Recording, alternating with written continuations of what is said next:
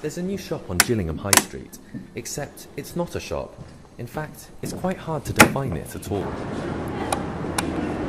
It's a high street shop that doesn't sell anything, but it does have the swap shop. It has events on the free films, the education events, and exhibitions and displays, so mostly around climate change.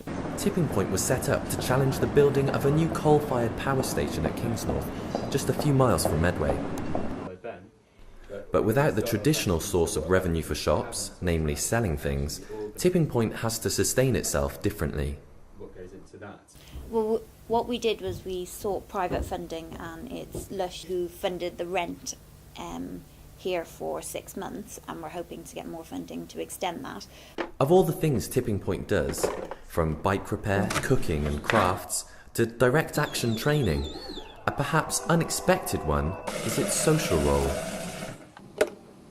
It's got a huge social role. I mean, I grew up on a street where you had a community centre, and you don't get those on streets anymore, you know, where kids can go and play, you can have your birthday parties and stuff like that, as well as talking community issues. And this has brought that idea back, where people can come with their children and drink tea and coffee and just sit around talking.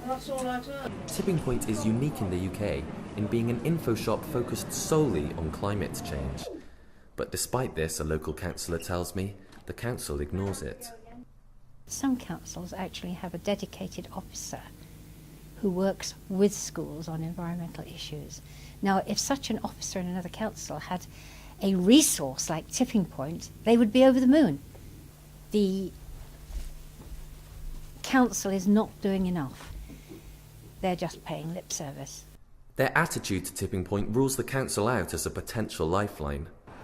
With their funding coming to an end in January, in just a couple of months, this unique presence could be just another boarded up shop on Gillingham High Street.